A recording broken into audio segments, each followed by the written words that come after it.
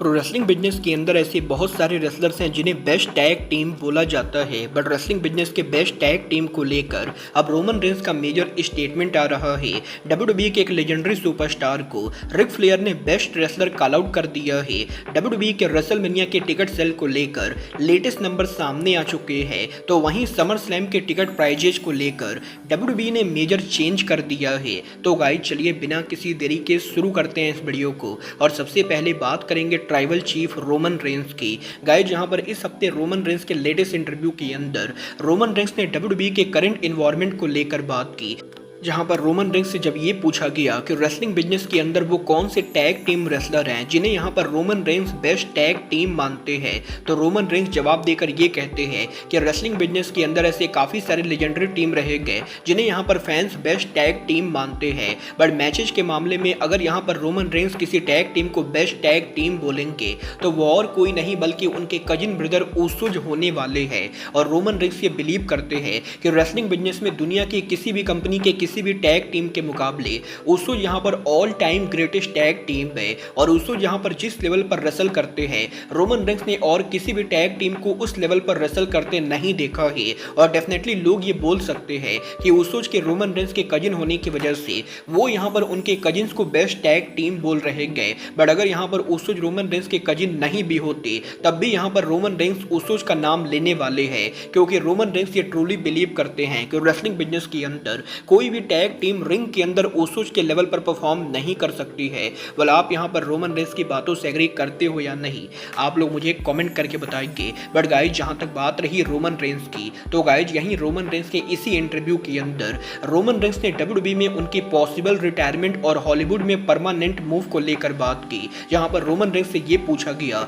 कि वो यहां पर डब्ल्यूडब्ल्यूई में कब तक रिटायर होंगे और क्या यहां पर जल्द डब्ल्यूडब्ल्यूई से रिटायर होकर वो यहां पर हॉलीवुड पर जाने वाले हैं। तो रोमन रेंस जवाब देकर ये कहते हैं कि वो डेफिनेटली हॉलीवुड के अंदर काम करना पसंद करते हैं, बट इसका मतलब ये बिल्कुल भी नहीं है कि वो डब्ल्यूडब्ल्यूई से हाल फिलहाल में रिटायर होंगे, क्योंकि अभी यहाँ पर वो सिर्फ 40 ईयर्स ओल्ड है और अब भी रिंग के अंदर वो टॉप लेवल के ऊपर परफॉर्म करते हैं, और इसीलिए डब्ल्यूडब्ल्यूई के अंदर दूर दूर तक रोमन रेंस का फिलहाल रिटायर होने का कोई भी प्लान नहीं है, और वो यहाँ पर आराम से 5 से 10 सालों तक डब्ल्यूडब्ल्यूई के अंदर और कंपनी में टॉप लेवल के ऊपर परफॉर्म कर सकते हैं। और बेसिकली रेंस ने ये क्लियर कर दिया है कि वो यहाँ पर डब्ल्यूडब्ल्यूई को लीव करके हॉलीवुड के ऊपर परमानेंटली शिफ्ट नहीं करेंगे, और फिलहाल यहाँ पर उनका डब्ल्यूडब्ल्यूई को लीव करने का दूर दूर तक कोई भी प्लान नहीं है। वेल डेफिनेटली यहाँ पर वैसे भी हॉलीवुड के अंदर रोमन रेंस को मूवीज के अंदर बड़ा रोल नहीं मिलता है, और इसीलिए यहाँ पर इस चीज की कोई भी गारंटी नहीं है कि वो हॉलीवुड के लिए अगर डब्ल्यूडब्ल्यूई को लीव करते हैं तो वो रॉक जॉन सीना की तरह बड़े स्टार बनेंगे,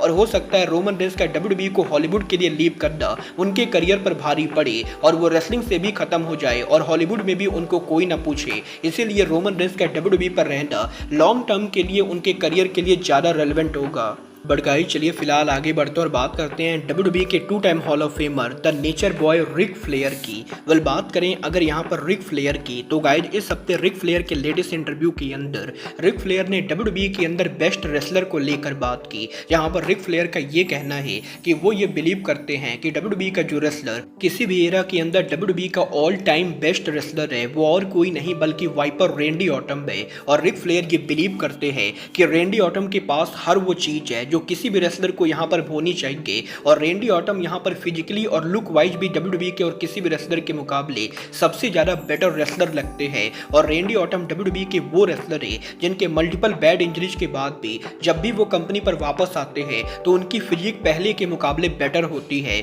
और रिक फ्लेयर ये ट्रूली बिलीव करते हैं कि रेंडी ऑटम यहाँ पर ऑल टाइम ग्रेटेस्ट रेसलर है। वेल आप यहाँ पर रिक फ्लेयर की इन बातों से एग्री करते हो या नहीं, आप लोग मुझे कमेंट करके बताएंगे। बट गाइस चलिए फिलहाल आगे बढ़ते और बात करते हैं रेसलमेनिया 42 के टिकट सेल की। गाइस यहाँ पर ये बात तो हम सभी लोगों को मालूम है, अब से यहाँ पर मात्र 3 दिनों के अंदर डब्ल्यूडब्ल्यूई का रेसलमेनिया 42 होने वाला है, और अब जबकि शो को सिर्फ 3 से 4 दिन बचे हैं तो लेटेस्ट टिकट सेल नंबर सामने आ चुके हैं। गाइस यहाँ पर करंटली रेसलमेनिया के नाइट 1 के ऊपर शो की टोटल कैपेसिटी 45,767 के बराबर है, जहाँ पर 45,767 टिकट में से डब्ल्यूडब्ल्यूई ने 42,800 टिकट सेल कर दिए हैं। बट तब भी यहाँ पर रेसलमेनिया नाइट 1 के ऊपर कंपनी को करीबन 3000 टिकट सेल करना बाकी है, जो यहाँ पर WWE company possibly walk in के साथ कर सकती है। तो वहीं रेसलमेनिया नाइट 2 के ऊपर शो की टोटल कैपेसिटी यहाँ पर 45,767 के बराबर है, जहां नाइट 2 के ऊपर नाइट 1 के मुकाबले कंपनी ने ज़्यादा टिकट सेल किए हैं और नाइट 2 के ऊपर current ticket cell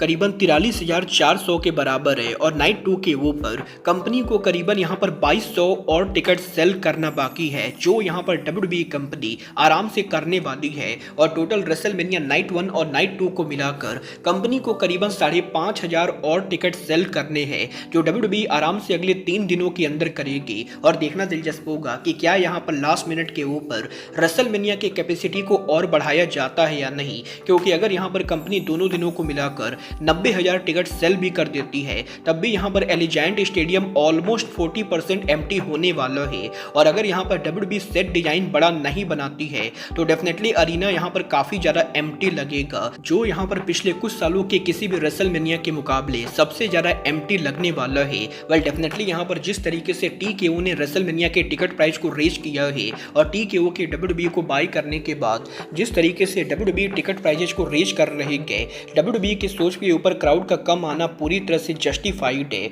but guys यही WWE के अंदर कंटिन्यूअसली टिकट सेल को लेकर फैंस के कंप्लेन करने के बाद अब यहाँ पर यह ऑफिशियली कंफर्म हो चुका है कि WWE के रेसलमेनिया के बाद समर 2026 में सोच के टिकट प्राइजेस कम होने वाले हैं। और ऑलरेडी यहाँ पर WWE के साल के दूसरे सबसे बड़े पेपर व्यू समर स्लैम के ऊपर WWE के टिकट प्राइस नंबर सामने आ रहे गए। गाइस यहाँ पर लास्ट ईयर के समर स्लैम के ऊपर कंपनी यहाँ पर जहां एवरेज प्रीमियम टिकट के लिए दोनों नाइट के लिए $40,000 चार्ज कर रही थी, वहीं इस साल के समर स्लैम के लिए WWE की करंट प्रीमियम टिकट प्राइस $25,000 के बराबर है। और जहां लास्ट ईयर समर स्लैम के नाइट 1 और नाइट 2 को देखने के लिए प्रीमियम टिकट प्राइस हाईएस्ट $40,000 रखी गई थी, वहीं इस साल की टिकट प्राइस लास्ट ईयर के मुकाबले कंपनी ने ऑलरेडी 15,000 कम कर दिया है। और इस साल समर स्लैम के ऊपर नाइट 1 और नाइट 2 के प्रीमियम टिकट की प्राइस कंबाइन यहाँ पर करीबन 25,000 है। और इस साल समर स्लैम के ऊपर जो प्रीमियम सीट होने वाली है उसकी कंप्लीट पैकेज कॉस्ट यहाँ पर करीबन $25,000 होगी, जो लास्ट ईयर के मुकाबले काफ़ी चीप है। और देखना दिलचस्प होगा कि WWE के समर स्लैम की टिकट प्राइस को इतना ज़्यादा डाउन करने के बाद क्या समर स्लैम की टिकट सेल इंप्रूव होती है या नहीं, और समर स्लैम के ऊपर लास्ट ईयर के मुकाबले ज़्यादा क्राउड होती है या नहीं। बट गाइज अब आज के इस वीडियो में बस इतना ही। मैं मिलता हूँ आपसे अपने अगले वीडियो पे। बट गाइज तब तक के लिए goodbye, good night and bang.